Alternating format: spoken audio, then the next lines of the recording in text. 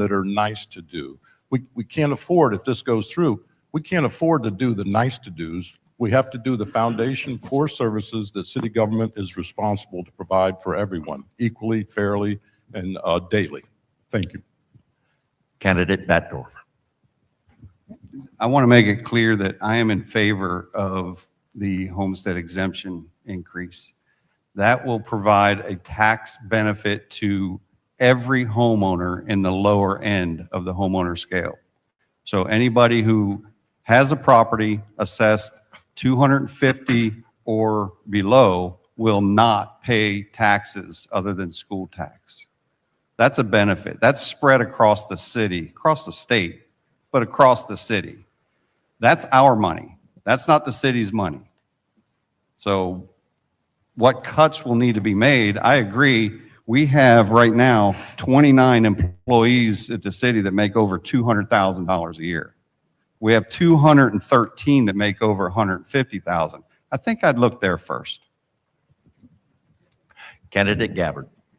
Well, as a 9-year city council member, that's one of our primary roles is to approve a budget. And I believe that we need somebody in the seat as we move forward who understands our budgets. And, you know, we are going to have a glide path for about 6 months where we are going to be looking at the FY28 budget, which is technically what would be affected. And so I'm committed as a leader to working with our city council and all of our city teams to see where we can tighten our belt. But certainly we have done that exercise over the last couple of years, as we have already seen some budget shortfalls. So I am no stranger to that work. But at the end of the day, it is going to take a large sum of money to be able to even prioritize public safety in our city. And so I will be looking very carefully at how we continue to fund the essential services, but working collaboratively with City Council and with our city team is the only way that we are going to be able to maintain our quality of life and make sure that we continue to have safety for everyone. Thank you. Our next question. What actions would you take to help make electricity affordable for residents and businesses? Candidate Scruggs. I think the question was, what actions would I take to make electricity affordable? To help. Was that the action? Well, one of the places I would want to start is understanding why are we having residents with access of $10,000. We're talking about water, said electricity. Yep. Sorry. One of the things that I would have done retroactively is the agreement with Duke Energy expires in August, I believe, of 2026. The place to have actually started to assess what I would have done to ensure we have lower electric bills is to assess our agreement 3 years ago. We now are in a situation where we are reacting and not giving us the appropriate timeline to plan so that when we have issues on the table, like a municipality serving as the electric provider, that we have the appropriate time to be able to assess that and come up with a solution that makes sense. Candidate Welch. I think we first have to need to have an understanding of how electric rates are designated. They are designated by the PSC, and so the city's impact is small. But having said that, we can press for more renewable energy options for our residents. We are doing that now with our MOU that we're working on with Duke Energy. We also, I think, with the franchise agreement renewal, which includes franchise fee and utility taxes, there is room in there for us to lower either one of those. Those are dollars that are paid directly by residents. That's something the city has never done, but it would have a direct impact on lowering those bills. But the long-term solution to lowering bills is getting that rate lowered by the PSC. Duke has some embedded costs, including we're still paying for CR3, the nuclear plant, that will not go away. Even if we have a municipal franchise, all of those things will be factored in. We are getting the numbers. City Council did approve moving forward with the feasibility study, and we'll get the real data. Candidate Large. Yes, I think as in the mayor's position and the mayor just said, it's very limited what you can do. The rates that are the electric set is by the PSC. So you're really looking at what's been discussed, you know, the Dump Duke campaign versus keeping Duke. And I think that when you look at the timing of that, it's just not right now. We need to be reducing the size of government, not increasing it when we look at if we take on a city municipality. But the more important question for me, my water bill's been higher than my electric bill for the last 4 months. So I don't find the electric bill outrageous. I find the water bill outrageous. And I think as a city, we have far too many other problems to handle than to try to address doing something with electric right now. So thank you. Candidate Batdorf. $590,000 for a study we don't really need. Because honestly, let's take a look at it. The city can't run a water utility. They're going to run an electric utility. It's not going to happen. It'll never happen. Maybe one administration can run it properly, but we have to look down the road to the future administrations that come in. We don't know what's going to happen. We know now that the water utility is not being run properly. As far as what do we do with Duke? We negotiate. We put it out for bid. We find other companies that may want to come in, and we may find out that Duke is the best answer for us right now. My electric bill is less than my water bill as well. So I think we need to look at all the options. I think we wasted money on a $590,000 study that says it's not going to be feasible for St. Pete to own a utility. Candidate Gabbard. Well, I'm proud to say that I am the candidate sitting on this stage that is Dump Duke certified, and that is because I am one of the 2 council members who pushed forward for us to do the feasibility study to explore municipal power. And the reason for doing that, I make no promises that we will actually be able to move forward with that municipal study. I'm looking forward to finding the results, but mostly I believe in due diligence, and I believe that we will be able to negotiate any extension or future agreement with any electric company from a position of power. And I think that that is important for our city to always make sure that we are working on our agreements from a place of knowledge, because knowledge is strength and it gives you the ability to be able to negotiate what is best for the residents that you serve. And candidate Christ. Thank you very much. Electricity is a big issue, and Duke Power is an issue. When I served as your Attorney General, I sued power companies for you, for the consumers. And one way that you can find justice is going to court. If we have to do that, I'm prepared to do it on day one, because I've done it before for the whole state of Florida. I think it's important that we look out for your interest. And this goes to the affordability question. Things are out of control. Insurance is too high. Electric is too high.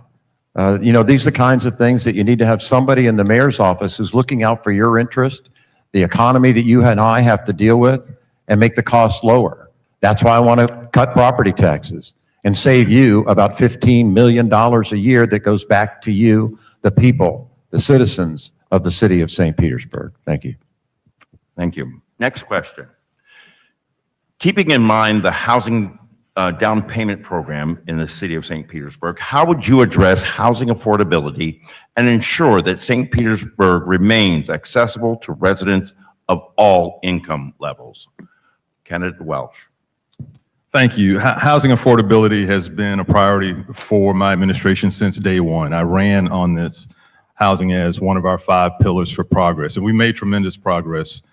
We've preserved or built 1,000 units, and we have 1,000 more that are en route. Just this morning, we dedicated 11 affordable townhomes on former city property on 18th Avenue with Habitat for Humanity. There are 40 more under construction right down the road.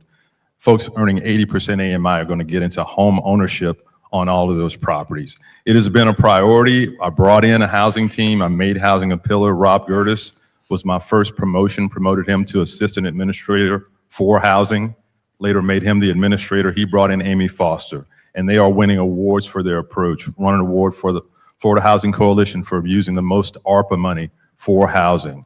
And so it remains a priority and all across this city, whether it's Skyway Lofts 2 or the Grove or Fairfield Apartments, we are putting affordable housing on the ground. Candidate Large. Yes, there's two sides to this issue. As I go around and I talk to individuals, there are those that are obviously concerned about more affordable housing, and then there are those that are concerned about continuous subsidies of housing. So when we look at affordable housing in St. Pete, it has turned into, to be, real on it, it is subsidized housing. The real issue we have in St. Pete is housing affordability. We have built a city to where the cost of housing has rose, and the mayor cannot control the construction costs, cannot control interest rates, cannot control the different factors that go into building homes. So we have a real issue there that we struggle with day in and day out. So as a city, we have to make it as convenient to build here. We can't have obstacles with our permitting department. We need our infrastructure to be able to support the future housing. So I think this is a very complicated issue, but I think there's a lot that can be done with those things to assist in the growth of the city. Candidate Batdorf. So housing is my wheelhouse. I've owned a real estate company since 1999, and it's still going pretty strong right here in St. Pete. I've also advocated at the state and national level for down payment and closing cost assistance for our residents here in St. Pete. Wengay Newton over there, I knocked on your door in Tallahassee. So I've brought that money back. The solution, if there was a solution, it would have been done because everybody wants housing affordability. But honestly, it's supply and demand. It's making sure that we use smart development when we're building so that the infrastructure isn't impacted as much as it's been. And the closing costs and down payment assistance isn't going anywhere. It's already here and it's funded by the state. Candidate Batdorf. I'm sorry, Candidate Gabbard. Well, I've been building the affordable housing toolbox in St. Petersburg since the day that I was elected. One of the things I'm most proud of is that I passed the Employee Assisted Housing Program, which gives a stipend to our employees who are the lowest paid within our city, but are required to still live here based upon their union contracts. That is an example of the work that I have done to really impact the everyday people of this city. I'm committed to working with our business community to expand programs like that for their workforce. There are ways that we can do this by working together to make sure that our workforce, our hospitality, and those who are building our city can continue to live here. And when you talk about ARPA funding, that is a great point because I was the one who motioned for us to devote 76% of those dollars to housing. And so I believe in affordable housing, I believe in workforce housing, and I believe in a charge for our city to make sure that we are continuing to move forward so that all of us can call this city home.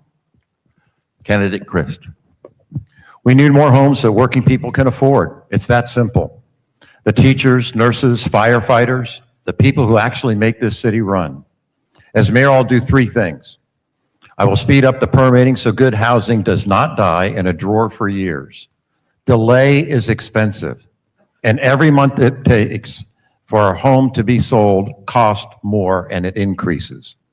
I will use city land and real incentives to require actual affordability in new development, not promises, units you can count. And I will protect the longtime residents who are being priced out of homes that they have lived in for decades. The standard for me is I will be an honest broker who gets to yes on projects that bring both good jobs and affordable homes to all of you. We do not have to choose one or the other. A good mayor will deliver on both, and I will.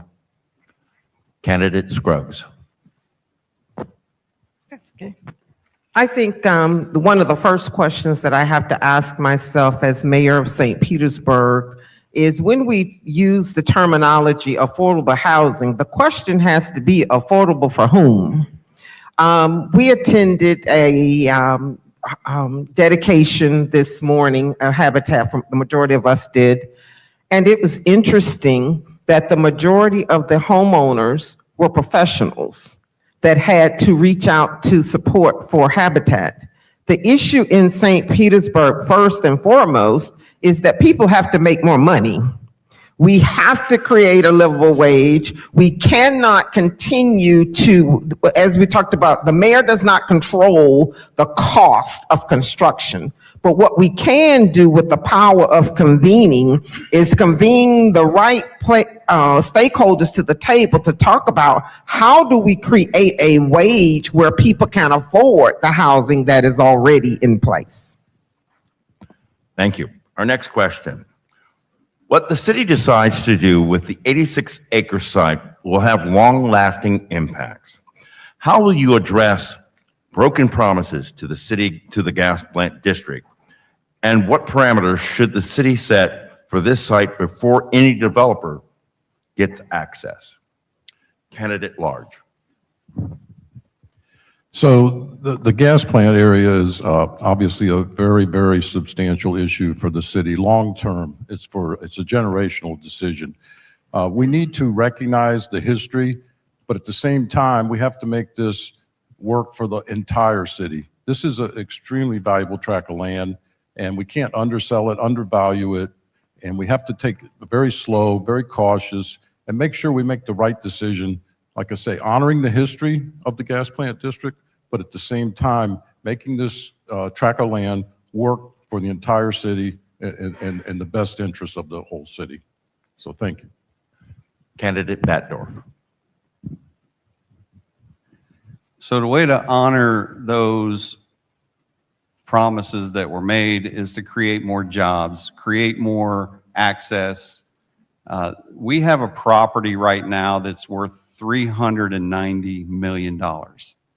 My plan as mayor would be to leverage that property and other properties so that we can afford to pay for items outside of Tropicana Field. The fair market should be developing that property.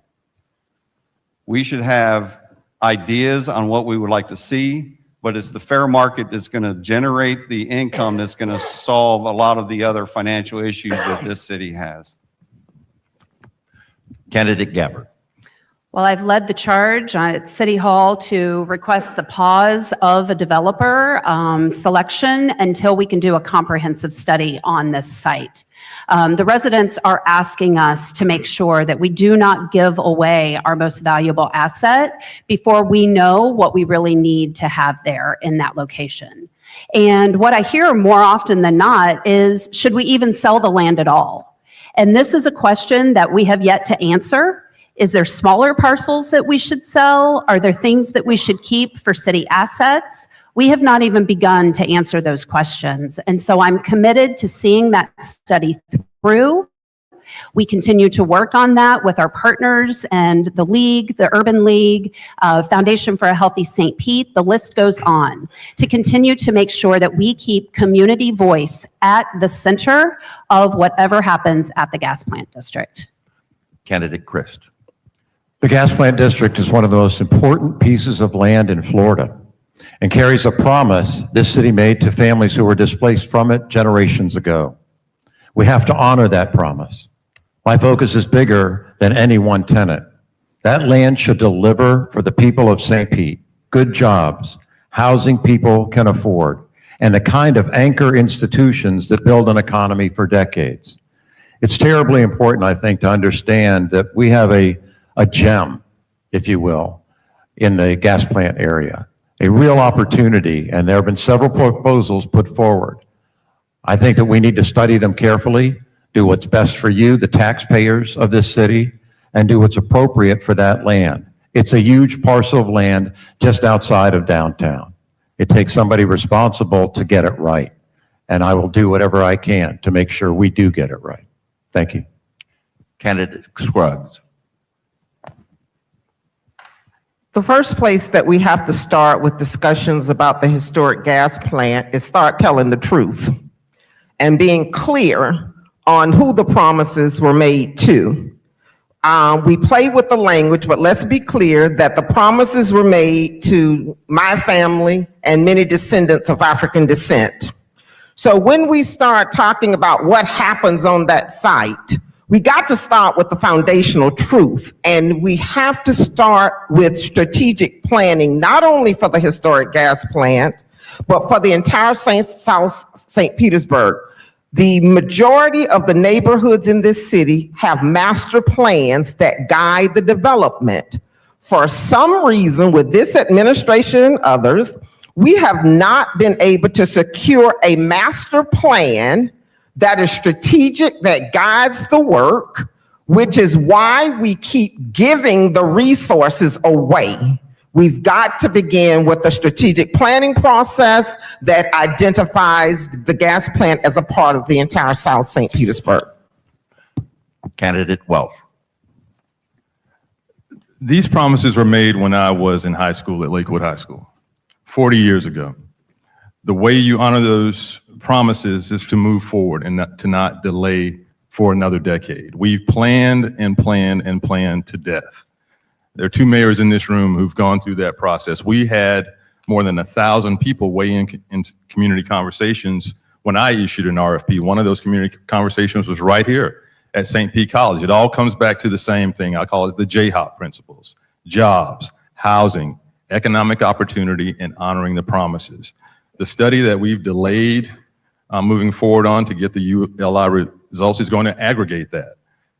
And we've done that work already on my staff. I did it personally using Claude and ChatGPT. Put all the studies in there. What's the commonality?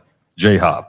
And that's what's going to come back. The community has told us that. I lived there. My grandparents' business was there. Our church was there. I lived this experience. So the way you honor those promises is to move forward and stop delaying, and I intend to do that. Thank you. Next question. How will you approach the regulation of growth and development and balance new high-rises with keeping St. Petersburg character and identity? Candidate Batdorf. So I have a smart development plan for the city. Anytime that a new developer wants to come in and develop a piece of property, today they pay $1,000 per bathroom as their impact fee. My requirement is going to be they need to do a study, show us what the actual impact of that development is going to be, not only on the parcel that they're building on, but the surrounding area. That's going to be their impact fee. That's how we control development. That's how we fix our infrastructure. Candidate Gabbard. Well, one of the things that I think is most important is to make sure that we can continue to keep our neighborhoods strong. In the wake of the storms that we saw in 2024, what we finally realized, although many of us had been saying this for a very long time, was that our permitting process needed to be refined, it needed to be streamlined, and we needed to help people move forward in building stronger neighborhoods. And as long as our neighborhoods continue to sit vulnerable and do not have the ability to rebuild and rebuild stronger, higher, and faster, then they will continue to look for us to become more dense and move into these corridors.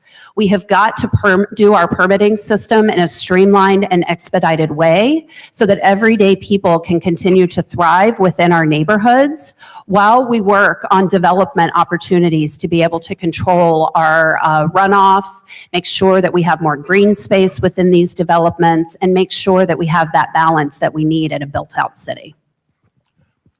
Candidate Christ. Development's an important issue. It has done a lot for downtown St. Petersburg. That's bringing more money into our city so that we can pay for services that people deserve, like police, firefighters, sewage control, drainage. Those things are all very important. But we have to realize that St. Pete is a charming place to live and is a special place to live. And so our development has to be smart. It has to be regulated appropriately. As I said, it provides jobs, so I'm for it, but I'm not for ruining the charm that makes St. Petersburg such a special place. And I would make sure that anything that came before the council and mayor in the development arena was done in a way that respects St. Petersburg's history, our people, and our future, most importantly. Candidate Scruggs. The way that I would begin to approach development in St. Petersburg is starting with the people. St. Petersburg has about 42 very distinct neighborhoods that carry their own characteristics. And that when we start looking at how we develop, which is the focus has been downtown, downtown, downtown, and how can the buildings be higher, higher, higher, missing from that conversation is what about the people? How does that impact the people that live in the adjoining neighborhoods? The fact that we took down 3 beautiful buildings downtown, what became the priority is an example of how this city has moved forward over the last 10 years. We focused on what the developers wanted. So the way I would start with the conversation with development is to focus on the people first. Candidate Welch.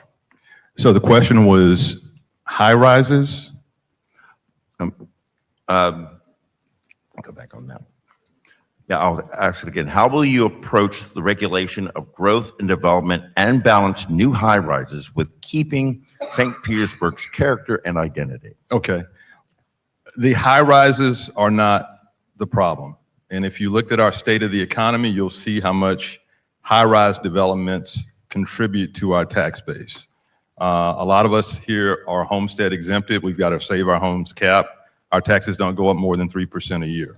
Those high rises are paying an inordinate ratio of the taxes. And so that's great. The issue is how do you get that development? And I grew up here when we would love to have an active downtown.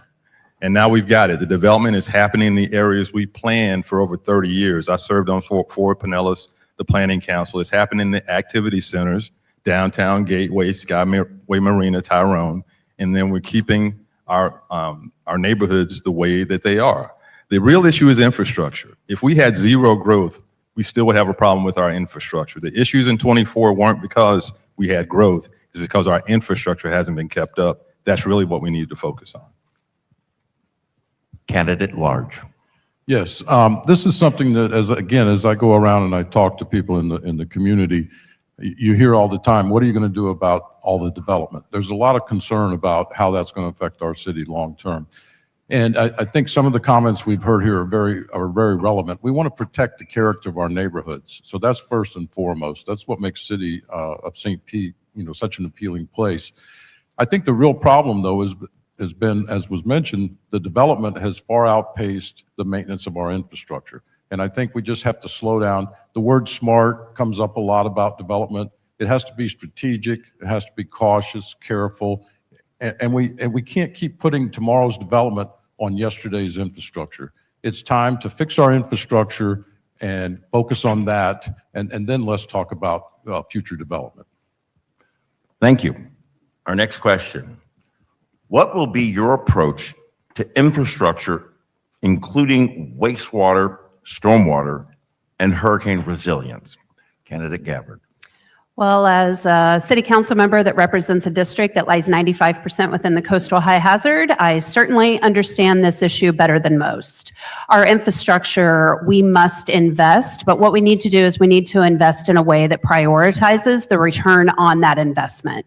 And what I mean by that is whenever we have a project, we should be able to look directly at that and see how many homes, how many businesses can be impacted and saved from future flooding when we make that investment, and then do that equation to see if that investment makes sense. For a very long time, this was a coastal neighborhood issue. This is no longer a coastal neighborhood issue, as we have all learned. This is a citywide issue, and it is going to take a deliberate approach at maximizing every single dollar of investment to make sure that we can work our way out of the years of uninvestment that did not happen in councils and mayors of the past. Candidate Christ. I've had the opportunity to manage storms as your governor, and I know the truth about how this goes well. The work that saves lives happens before the storm arrives. So here's my plan. Before the storm, harden our stormwater and sewer systems so we stop flooding the same neighborhoods over and over again.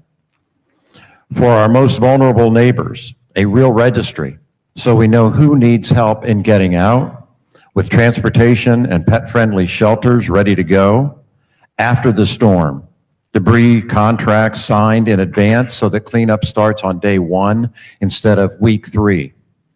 And 1 recovery center where families get permits, inspections, and FEMA help in a single place, fast. I know how to bring federal dollars home for this work. St. Pete will be ready before the next storm and not scrambling after it. Candidate Scruggs. I don't have an answer. I don't have an answer because this is a very complex and technical issue. The fact that I hear solutions being spewed when we have neighborhoods flooding that have never flooded before says to me we're in trouble. And what this takes is one of the things that I have said constantly on the campaign trail is so important that the people take the crowns off the heads of the elected officials and hold us accountable for solutions. What I would do is pull and use the power of convening to pull the right technical stakeholders to the table to identify the issue and then work toward solutions that are not politically expedient. I think one of the things that has become frustrating during this whole aftermath of Helene and Milton was that we see a lot of conversation, we see a lot of money. Sorry. Candidate Welsh. That's good. So we, unfortunately, are very experienced in dealing with storms. We've had 5 hurricanes in my first 3 years, and we are very good at storm prep. A lot of the things you've heard we do at every storm. We have special needs registries. We have evacuation protocols. We do all those things, but none of those things deal with the level of threat we're seeing from climate change and sea level rise. We've never faced 7 feet of storm surge ever in our history. And that's why, for the first time, I had to ask you not to flush toilets or do laundry because we had to shut down 2 of our 3 sewer plants. That is a systemic change in our infrastructure. And what I brought forward is called SPAR, St. Pete Agile Resilience. It's like penny for Pinellas. It's $600 million we're asking you to vote on to accelerate our plants, our pipes and pumps in neighborhoods and neighborhood programs so that we can deal with the elevated threat we're seeing. Parts of the city have flooded that have never flooded before. It's a new day. That's my plan, SPAR. Candidate Large. Yes, so, that is true. When the parts of the city that have flooded that have never flooded before, and there's, that was unprecedented storm surge, as was mentioned. The other factor that we have, and I did a little research on this, is the volume of rain that's coming down in, say, 20 minutes now is significantly more than it used to be, for whatever reason. And so the system that we have, infrastructure in St. Petersburg, was never designed to handle that volume of rain. It was designed based on the rainfall at the time that it was put in, which is years and years ago. So we have some real issues there with the size of our infrastructure and what needs to be done and what can be done. There are certain areas where you can't even upsize the pipe. It's just not practical. So there's a lot of challenges with this. And the other challenge, we can spend a lot of money on backflow preventers, pumping stations, but the reality is if you live here and the tide is up here, there's all the backflow preventers and all the pumping stations aren't going to make any difference. That's just going to be money that's not well spent. Thank you. Candidate Batdorf. May 8th, 1979. St. Petersburg flooded. All of St. Petersburg except 49th Street. Just after that, the city, who had not maintained the infrastructure, had to get to work and fix it. And they did. But guess what? Not maintained again. Here we are again. It can be fixed. Number one, we need an accurate mapping of all the pipes for drainage and sewer that are underground. We don't have that at the city. Once we determine the most vulnerable pipes and fix them. It's really not that hard. It's common sense, and it's just not being done because it's not sexy. Thank you. Our next question. St. Pete has high road fatalities. What specific measures would you support to improve streets and traffic safety for pedestrians, cyclists, transit users, and drivers? We'll begin with candidate Christ. Well, we have to enforce our laws. It's pretty basic and fundamental. We can't have speeding in the city. That would contribute to the deaths that we see in our traffic. We got to make sure that the enforcement by our police department doesn't allow people to run red lights, and make sure that we keep the city safe for each and every one of us. Traffic gets more and more and more every year because we're growing quickly. And so this is something where AI might be able to help us as it relates to the sequencing of traffic lights so it moves faster and in a more manageable way. And that would reduce the problems and the kind of accidents that we're experiencing right now. Other options can be proposed as well. And I think we need to look at them all. Thank you. Candidate Scruggs. I was not aware that the city of St. Petersburg's high road rates of fatalities because of accidents has increased any more than our surrounding communities. The one thing that I would want to do is have a better assessment of that statement and that issue before we start attacking something that may not be as much of a problem as we perceive. So number one, study the issue because this is something that's that I was not aware of. And two, ensuring that we're not jumping to solutions that don't actually fix the problem. And would be my approach to this issue. Candidate Welsh. We have this issue in part because we're in a sunshine city, in a southern city, and you'll see those rates higher. More folks are out, more folks are enjoying the outdoors for more of the year. So we've addressed this up front through something called Complete Streets. Fifth Avenue is a great example. As you move east, you'll see the improvements that have been made with pedestrian crossings. Some of the north-south crossings have been closed off. That's in partnership with FDOT, and we're doing that across the city. This is one of the things that folks ask us to increase funding for every year. We've done that this year, and we'll continue to do it, but it's something that, again, will be at risk if we have to reduce what we have available from property taxes. So Complete Streets has been our approach, connecting the trails, helping more folks ride their bikes or scooters to get to work. We're doing all of those things, and we want to continue moving forward with our Complete Streets program. Candidate Large. Yes, I think number one, obviously we need enforcement of speeding and traffic violations, things like that. But I think the city's done a pretty good job when you look around and you see all the pedestrian crosswalks with the flashing lights. And what the real problem that I see, and I see it every single day, is the personal responsibility of the people, the pedestrians.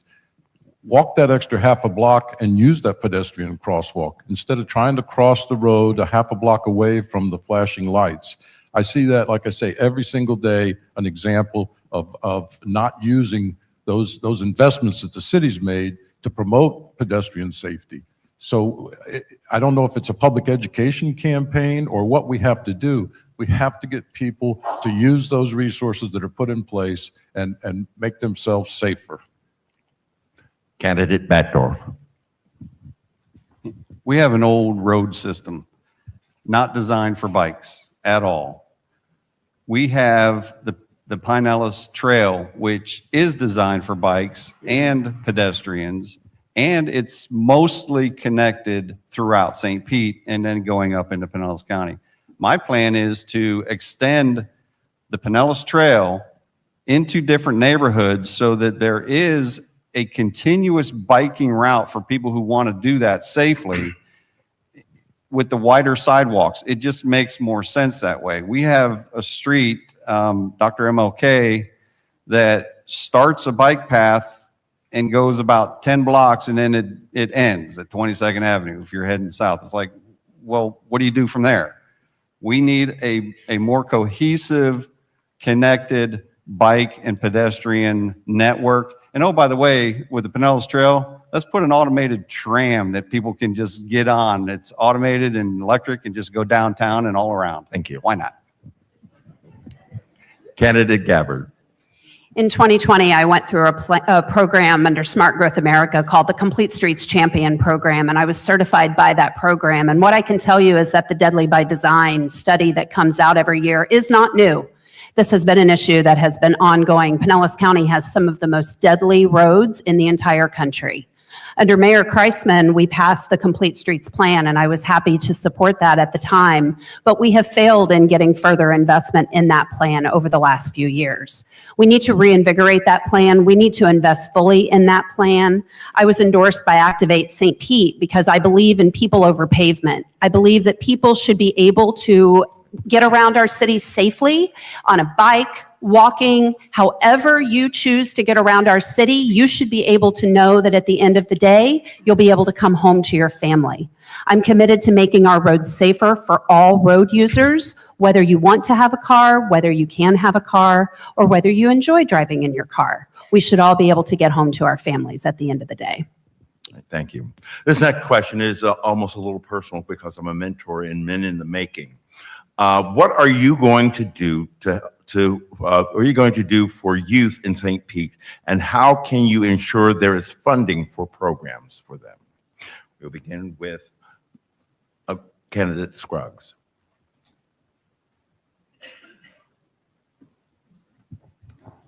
Oh, yeah. Well, this is certainly an area that I champion that is very dear to me, is our children. Again, one of the greatest assets that the city of St. Petersburg has is our recreation centers. I have family in New York, and when they come to St. Petersburg, they enjoy all of the green space and the parks and the pools that they can walk to, depending on whatever neighborhood they're in, whatever family member that they're visiting. One of the areas that I have got to focus on, though, if we spend over a $200 million budget in our parks and recreation since this administration has been in place, we've spent over $50 million in funding youth programs. But the problem is that we still are having systemic, sustained issues with our young people. We're not connecting the dots.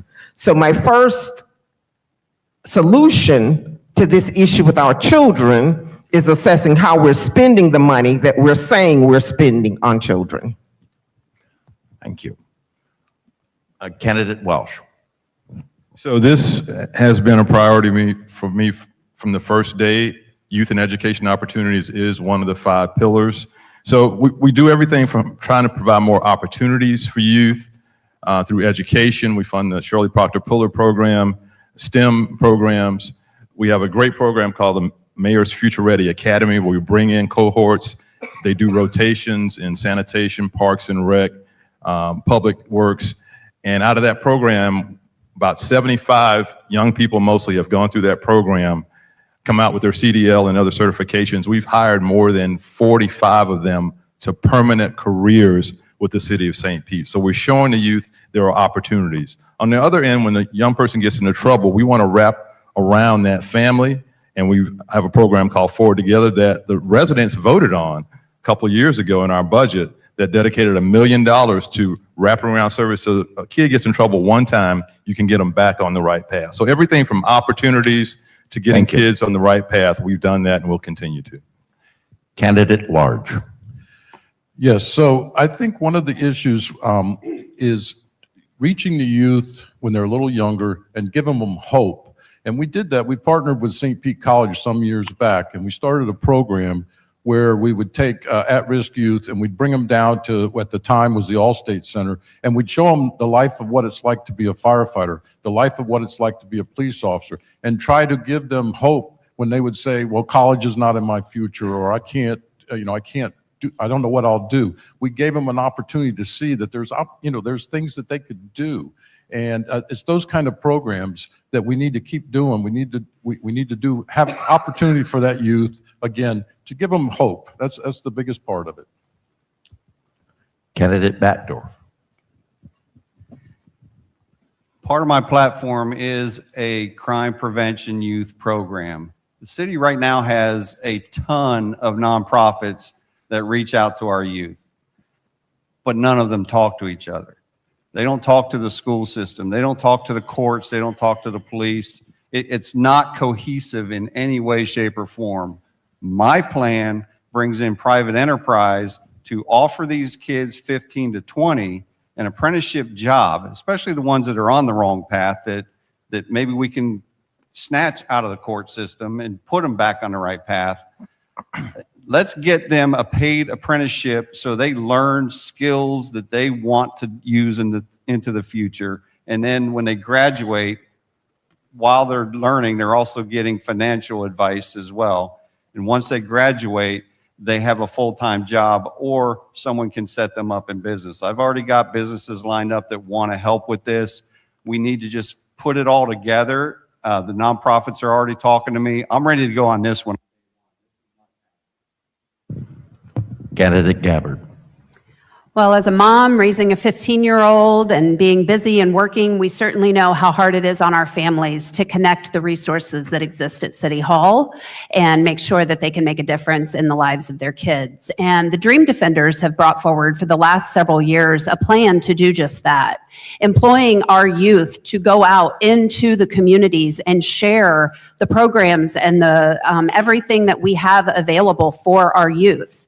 Programs are useless if the people who need them don't actually know they exist. And so I'm committed to making sure that we create a program like this so that we can empower our youth, we can empower our families to really connect with all of those resources. And we already have a great example of that at the St. Pete Youth Farm. If you have not been there, I highly recommend that you go. It's one of the most special places in our city. And that is exactly what they do with our youth ambassadors. They give them a stipend to work at the youth farm under an urban agriculture initiative so that they can empower themselves Thank to you. do better.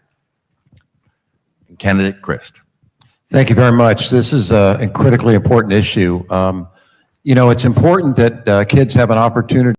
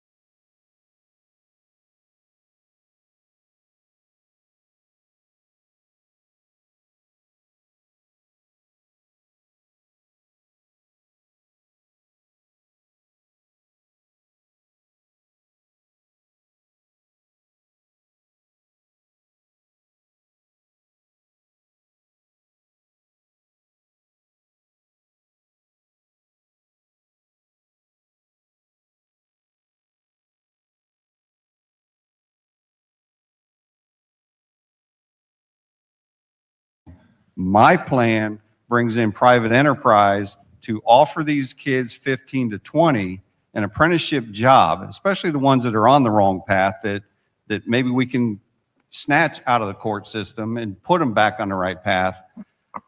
Let's get them a paid apprenticeship so they learn skills that they want to use into the future. And then when they graduate, while they're learning, they're also getting financial advice as well. And once they graduate, they have a full-time job or someone can set them up in business. I've already got businesses lined up that want to help with this. We need to just put it all together. The nonprofits are already talking to me. I'm ready to go on this one. Candidate Gabbard.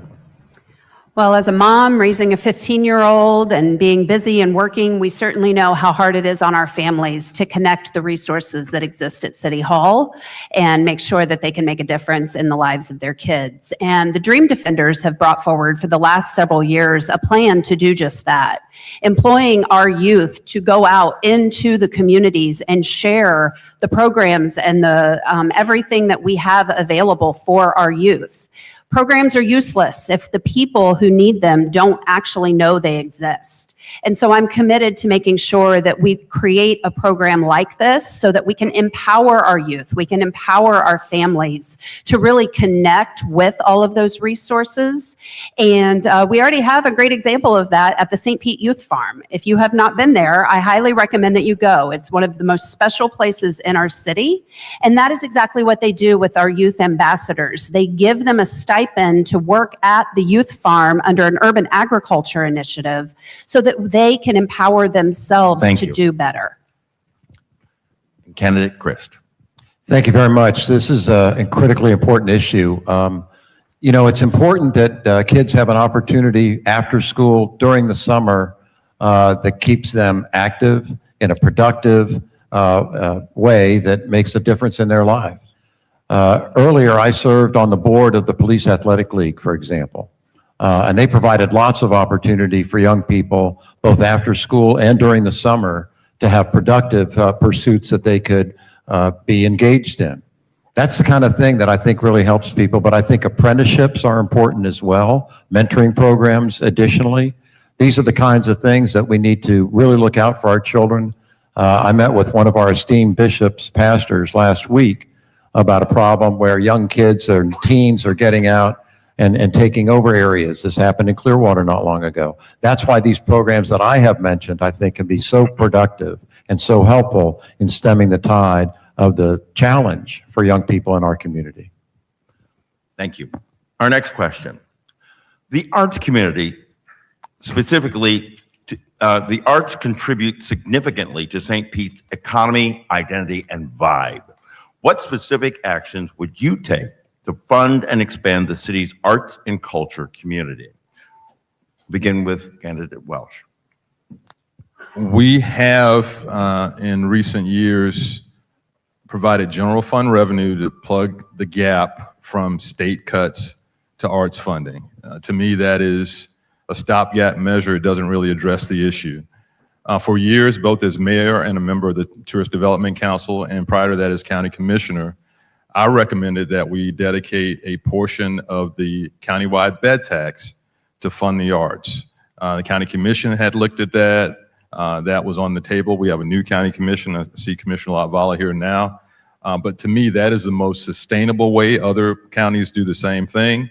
We are far behind in our funding for the arts compared to even cities like Sarasota and Tampa. So to me, that's the suggestion. The city has limited resources. And again, if property reform goes through, we won't have that bucket of dollars to pull from to fund the arts.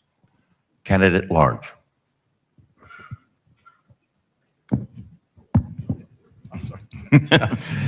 Yes. So you're right. The arts are such a vital part of what is St. Petersburg. I think they're one of the most important economic drivers that we have. When you look at like I say, all the different, the art walk down off of 22nd Avenue and 22nd Street and Fifth Avenue. You look at the museums we have. I used to, when I was at fire headquarters, I would come out every day. There'd be somebody pulling up, a tourist in a rental car. How do I get to the Dali? It's a big attraction. The arts here are a big attraction. The challenge will be, as Mayor Welch said, if the property tax goes through and we're funding core services, it's finding the money to support the arts. But I have to say, the arts are very vital. I've walked the art walk several times. I've talked to the artists, and they feel challenged. They do, to try to make it work and make ends meet. And we have to find a way to help them. And maybe there's something in the private sector that can be done. Candidate Batdorf. Another passion of mine. Many years ago, I was a music major right here. So the arts are very dear to me. They are an economic driver that we cannot lose. So we need to figure out a way, most likely public-private partnerships. We need more sponsorships of the arts. We need to keep the arts at all costs, in my opinion. Candidate Gabbard. Well, I've been working on this with our development and art community for the last year or so to look at a development bonus program that would allow for there to be livable, affordable live workspaces within new developments. And both the development community and the artist community are really working hand in hand in this. And I think it's that kind of synergy that we need in order to make sure that we do continue to be a city of the arts. I've also supported or requested that we look into a fund that would actually come from private donors. We have examples of that around the city now. And those private donations could actually go to purchasing more art for our private or for our city collection. And if there was a way that we could actually incentivize to be able to make sure that the art that we purchase for the collection does come from our local artists. They need us to buy the art, but they also need places to be able to live and make their art and sell their art. And I believe that a city that's committed to the arts can make that happen. Candidate Christ. The arts are part of a special part of St. Petersburg. They are part of who we are. You know, the murals, the Dali, the galleries, the Florida Orchestra. The Florida Orchestra is based in St. Petersburg. The artists and the musicians who choose our city, it's one of the reasons people fall in love with St. Pete. The arts are also an economic engine. They support our restaurants, fill our hotels, create jobs. I think it's incredibly important that we support the arts in a significant way because the arts are part of the soul of Florida, and we're going to keep our soul. I think it's incredibly important that we understand that. We all enjoy it. It adds to the life and the lifestyle of St. Petersburg. It makes people happy. Just a couple of weeks ago, I went to the Florida Orchestra with my fiance, and it was extraordinary. It was packed. So many people at the Mahaffey Theater. It's a special place that we live in. We have so many artists here that enjoy it. I think we need to support it, and I always will. Thank you. Candidate Scruggs. We've got to stop giving lip service to the conversation about the arts. We are not an arts community. We focus on arts as a program as opposed to it as an economic engine. My plan for supporting the arts is consistent with what I'm looking at across 5 industries called economic clusters. And we've got to build support for the arts community, looking at it in the context of business. And as Charlie used the terminology, economic engine. And once we change that focus, we have built into these economic clusters opportunities that increase revenue for artists and help decrease their cost. All right, thank you. This is a combination of questions that we've received, so we tried to make it concise. A number of residents have trouble getting timely, effective responses for critical services like permits, development review, C-Click Fix, and the DMV. How will you improve efficiency and communication?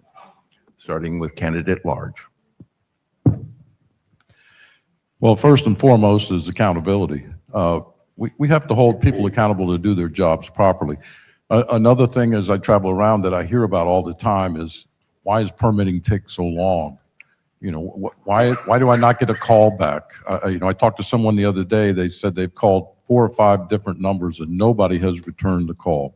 That's unacceptable. The city services are here for you. You're not here for us as cities, if we're the city. So we have to fix that. We have to hold employees accountable. We have to set standards. We have to set, the guidelines on what we expect.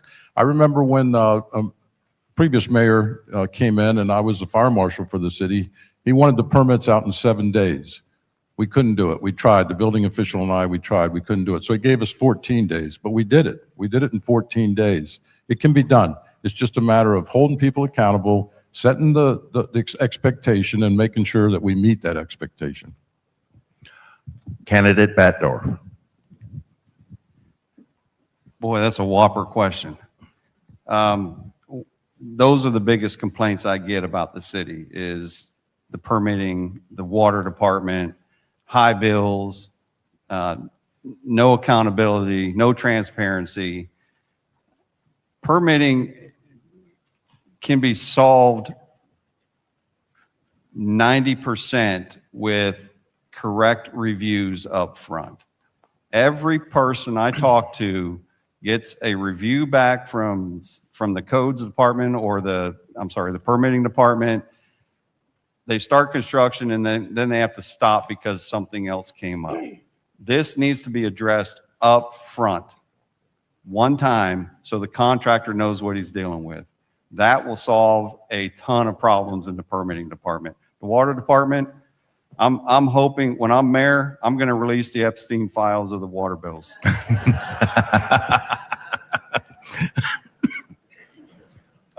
Candidate Gabbard. Well, I think the question is specific to constituent service, and really, I believe that that is a culture issue, and it comes from the top, and we need to make sure that we have a mayor who is committed to aligning all of our departments to make sure that the resident services are job number one. My office served as essentially the triage office for permitting for about 20 months after these storms. And what I can tell you is that people need to be heard. People need to know response. They need to know where they are in the queue. That is the kind of leader that I have shown that I am and will continue to be. I am committed to a city hall that is transparent, accountable, and responsive to you, the residents, because your resident services should always be put first, regardless of what that matter is. And I already talked a little bit about permitting, but streamlining that permitting process will be my first priority upon becoming mayor. Candidate Christ. Yeah, thank you. I hear about this issue every day. About 3 weeks ago, I had lunch with a gentleman that owns some land that's just south of the gas plant area. He wants to try to develop it in a responsible way. He's been waiting 3 years to get a permit to do so. That's unacceptable. That is not government that's efficient and working for you effectively, and we need to do better than that. How do you do it? You hire people that are motivated to work, that show up on time, and we don't have to pay them $200,000 a year, at what we heard about earlier, to do that. You just have to make sure that you're doing things in an efficient fashion. And I think it starts with leadership. You have to have somebody that's in the mayor's office that wants to work hard every single day. That's incredibly important to lead by example. I did that as governor. I would do that as mayor. I look forward to the future because it's important to you. And getting permitting creates more jobs. And if you do it efficiently, better paying jobs for all of our citizens. Candidate Scruggs. I want to agree with Councilwoman Gabbard on the comment about this is a cultural issue. And it's not just constituency service, it's City Hall. And one of the things I talked about in my introduction is my role as a public administrator versus a professional politician. As a public administrator, there are several core competencies that we have to focus on: accountability, transparency, integrity, ensuring that people are properly aligned with the positions that they're in and that you just don't have butts in the seats because of their political alliance. And we've got to get results. The people have got to be able to see concrete results based on the investment that they're making in City Hall. And that's the difference in what I know that I bring will bring to City Hall, not something that I'm gonna do, but something that I've had an opportunity to do over 40 years in the public sector and now have an opportunity to do it at City Hall. Candidate Welsh. So to fix a problem, you have to understand systemically what is going wrong. Right here at St. Pete College, I was an associate vice president for administration. One of the things I was chair of was a technical steering committee, the technology steering committee, looking at complex systems, bringing folks together, understanding where the real issues were. One of the first things I did when I became mayor was to look at our permitting system. We brought in developers. We hired an ombuds person. We brought up the e-portal. What happened with permitting as well as billing is our infrastructure was overwhelmed. The high bill estimates, the delays in permitting because of the volume in part, but also the backbone for that is a 30-year-old mainframe system called Naviline that can't provide the kind of functionality we need now. We're in the process of upgrading that. A $9 million upgrade, it touches so many systems, including permitting, codes, and it will provide the kind of functionality we need. We've added resources to permitting. It's been a problem for a long time before I got here, but we are actually fixing it instead of just pointing fingers. We've come to the last question for the evening, and it's of particular importance this month because we're celebrating Pride and Juneteenth. With that in mind, St. Pete is a diverse and growing, evolving city with historical inequities. How will you reassure voters that you will represent all communities across our city? We begin with candidate Batdorf. Well, my platform is together we can do this, united we'll shine. It's more like a slogan, right? I believe in that. I believe that we're all equal, regardless of who we are, what we are, where we are. So my position as mayor would be the same, that everyone is treated equally, no matter what. If there are events, which are special interest events, we would have a system in place so that organizations can apply for grants for those events. That way the state can't come in and say, well, we'll figure it out. We'll get it done. Candidate Gabbard. Well, I just fundamentally believe that diversity, equity, and inclusion are important economic drivers. They are important moral fabric compasses that we all need to be working towards, regardless of what Tallahassee says. Tallahassee continues to come down on cities like St. Petersburg that has a beautifully diverse resident. And we need to continue to push back. We need to continue to tell Tallahassee that we are going to continue to shine even in the face of what they put up against us. We have some legislation coming before us that is going to be very, very difficult for us to navigate going forward to protect our quality of life for everyday residents. As your mayor, I will continue to push back. I will continue to work forward and making sure that every person in our city feels the dignity that they deserve, they feel the opportunity that they need, and that we will continue to move our city forward together. Candidate Christ. St. Pete is one of the most welcoming cities in America, and I'm going to keep it that way. That is not a small thing right now, when so much of that welcome is under threat from Tallahassee. So here's my commitment as mayor. I'll protect every resident from discrimination in their job, their housing, and their daily life. No exceptions. I'll stand with our LGBTQ neighbors, our young people, and our families.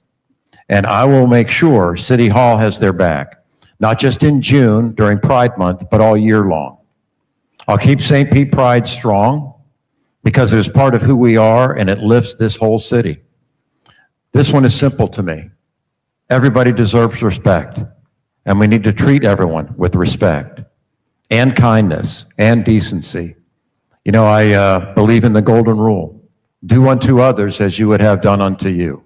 I try to comport myself that way every single day, and I certainly would as your mayor if you give me your vote. Thank you. Candidate Scruggs. This question is something that's very fundamental to who I am. And it's not an issue for me about what I'm going to do. It's about what I've been doing for the past 40 years. The beauty of this city is its diversity.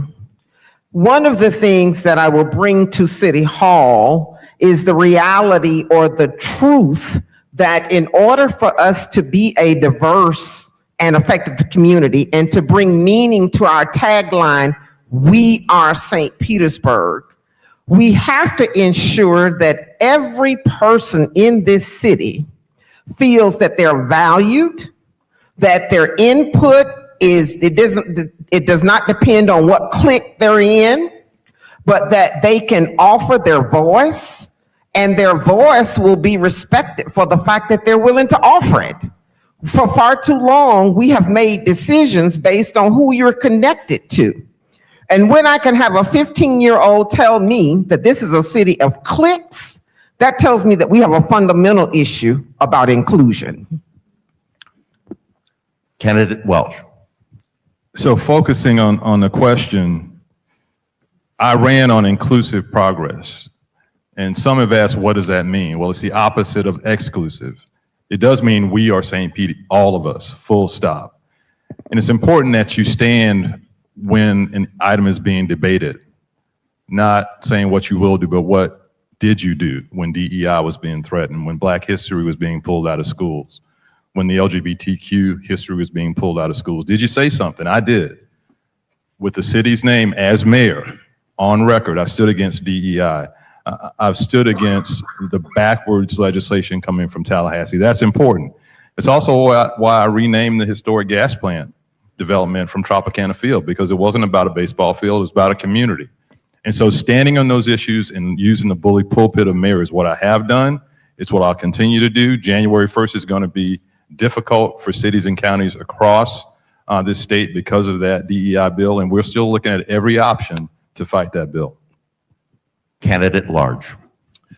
Yes, for me, I think the city government at the local level, obviously the city government, so we need to stay neutral on issues, social issues, cultural issues, political issues, and function or focus on the core functions. And that's what we need to provide to everybody. And then on top of that, I think that everybody should have equal access, opportunity, and a voice at City Hall. And I don't think there should be any division. But I think as long as the city stays in a neutral position, spends the money appropriately on the core services that every single person, regardless, deserves. You know, I use the example that right out here at Fifth Avenue, this road needs paving. And the people that drive it, that road doesn't ask you if you're black or white, or if you're gay or straight, or if you're whatever the case may be. But they all deserve that road to be paved and to be drivable and to be safe. And that's the position the city should be in, is providing that safe neighborhood, safe streets, you know, so, thank you. Thank you. And now we come to the point where we have closing comments that each of you have 90 seconds to state. And as we have it, it's the same order as we began. So, closing arguments, Candidate Gabbard. Well, thank you, everyone, for being here tonight, everyone who's listening online. I also want to give a thank you to my husband and my son for being here with me as well, and for your commitment to our city and for your support. And I just want to leave you all with this. If you're looking for a candidate that has a clear plan and a vision for our city and a track record of success, I am that candidate. As we heard tonight, and as I hear at the doorstep of every voter when I am out in our neighborhoods, our residents want us to focus on resiliency, affordability, livability, access to food, safe streets for all road users, and access to good jobs and transit so that people can get to those jobs. I have the knowledge, I have the energy, and I have the experience to get this work done and to put your needs ahead of everything else. And I will always work to ensure that we have a vibrant St. Pete for decades to come. I hope you'll visit brandy4stpete.com, join our team, volunteer, donate, but most importantly of all, I hope that you'll vote for me on August 18th. Thank you. Candidate Christ. Thank you, Trevor. Thank you again to the League of Women Voters and all of you who came this evening. Here's what I hope that you heard from me tonight. I'm looking forward to the future, to a bright future for a place called St. Petersburg, Florida, the Sunshine City. It's awfully important, I think, that we support our police, our firefighters, storm recovery, and that they're all fully funded. And under my mayoral leadership, they will be. Where good housing is built every day in every neighborhood, where we are ready for the next storm before it arrives, where the arts have the opportunity to continue to thrive, and where every neighborhood feels that investment. I have dedicated my life to public service. It's in my heart. It's a calling for me. Being able to do so for the city that I love as much as I do, St. Petersburg, Florida, would be a great honor. And I commit this to you. I'll dedicate all of my time to making sure that you're heard, that you can reach your mayor, that your voice will matter. That's what this is about. You're the people, you're the boss. This is supposed to be of the people, by the people, and for the people. I will honor that every single day. Thank you so much, and don't forget to vote August 18th. Candidate Welsh. I'm sorry, Candidate Scruggs, I'm sorry. First of all, thank you all for coming out and hearing us tonight. This was just a snippet of the platform that I will be standing on as mayor of St. Petersburg. The League of Women Voters, thank you for the opportunity to at least introduce ourselves, to introduce myself. But what I want to do beyond tonight is to issue a personal challenge to each of you. You've heard a lot about what has been done and who's taken the lead on this and that. But during the petition process, we talked to 1,429 people. And what I can tell you is what we heard in the street was a lot different from what I'm hearing on this platform. And what I challenge each of you to do, anyone who is interested in what St. Petersburg would look like under the leadership of Maria Scruggs as a public administrator and not the professional politician, reach out to me at 727-798-5361, and let's have a real conversation on the solutions. Or you can go to mariaformayor.com so that you can have an opportunity to read about some solutions. It's time that we move past the rhetoric and move toward the solutions that place the people over the politics. Candidate Welsh. Thank you. Tonight, you heard again where I stand on the issues that shape our lives daily, including housing, public safety, recovery, community resilience, and opportunity. Progress isn't a promise you make in an election year. It's the work you show up for every day, year after year. And I've done that work. 3 property tax cuts, the lowest homicide rate since 1967, over 1,000 homes created or preserved, and 1,000 more being developed right now. And historic federal recovery dollars brought to the city of St. Petersburg, one of only 2 cities in the state to receive it after the worst storms in a century. The choice before you isn't about a personality. It's about who is rooted here, who has done the work during the most difficult times, and who will be here to finish it. I'm running because this city, every neighborhood in it, is my home. It's where my Donna in fabulous red tonight and I raised our daughters. And inclusive progress for my hometown is always my focus. There's more work to do, protecting us from the next storm, honoring the promise of the gas plant, and providing housing affordability. Join our team at kenwelch.com. We're looking forward to the progress we'll continue to make. Thank you. Candidate Large. So first of all, thank you all for being here tonight. Thank you to League of Women Voters, St. Pete College. What I want to say is I'm not a politician. I think that's obvious, but I am a career public servant, and that means a lot to me. And in the 18 years I served as a fire chief, I worked under 4 different mayors. And so in that 18 years, I gained a lot of executive level leadership experience doing budget development, doing administration of facilities, personnel, crisis management. And the job was really kind of simple in the sense that you protect the public and you spend responsibly. It's not much more than that. We ensure that critical services worked when they were needed. So local government, as I've mentioned numerous times tonight, should focus on core responsibilities. We don't need political processes. We need operational leadership in our city right now. So come August 18th, you have a choice. You have a choice to make. Are you comfortable with the direction the city's been going? If you are, you know how you want to vote. My campaign is not about politics, it's about priorities. So, You have a choice. Stay on the current path or bring proven leadership, accountability, and common sense to City Hall. I think that's what we need, and that's what I promise you that I will bring to City Hall, and I appreciate this opportunity. Thank you very much. Candidate Batdorf. I'm the only candidate up here that is a business owner in the city of St. Petersburg. My current company, we opened in 1999 and it's still going strong. Before that, I had other businesses. And oh, by the way, during all that, I volunteer my time. So I'm the only candidate that is both having a business background and civic involvement at the same time. You all know my record with Shore Acres, with what I've done, how Elevate Florida was created. I did that out of my own pocket as a volunteer while still maintaining a business. I'm the only one that on day one can get things done. I will go in and make sure that our departments, the permit department, the water departments, start functioning properly. It's not going to happen on day one. It's going to take a week or two, but I'm going to get that done. I believe in smart development. We need to look at new development helping with our old infrastructure. I really believe that needs to be done. I believe we can leverage Tropicana Field property in such a way that that $390 million value turns into $1.2 billion.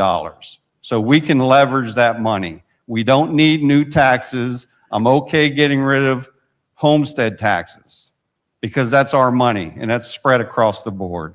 So if you like what you hear, batdorfformayor.com. You can find everything about me. If you want to call me, you can do so. You can send me an email, but vote. Please vote August 18th. I want to thank all our candidates for making our citizens more informed tonight than they were before they came in. And I want to thank our residents, our citizens, for some very good questions and for being here. I turn it back over to Chris. Thank you, Trevor, for doing such a great job. If we can have our last slide, I'm going to invite everybody to take your phones back out now. You're allowed. There's a QR code here. If you scan it, you're going to get links to all of the essential voting information you need as pictured there. But I'm going to give you a few verbal reminders too. Please contact the Pinellas County Supervisor of Elections to ensure your mailing address is current. Vote by mail ballots are not forwardable. Florida law requires voters to request a vote by mail ballot after each general election. So you have to renew that request for your mail-in. Vote by mail ballots must be received by the Supervisor of Elections no later than 7 p.m. on Election Day. Nonpartisan information about the election, the candidates, and their responses to additional questions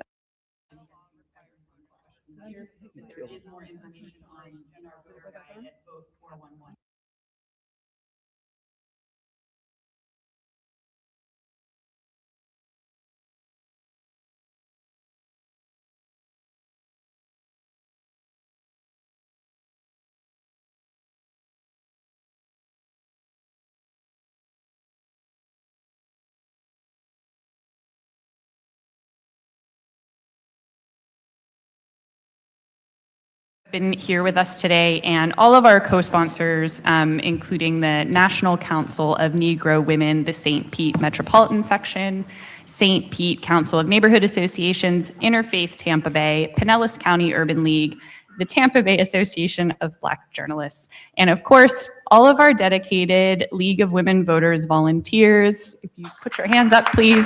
They've worked very hard today. Thank you very much. This concludes the St. Petersburg Mayoral Forum. We hope to see you all on Election Day. And remember to vote. It's not just your right, it's your responsibility. Thank you.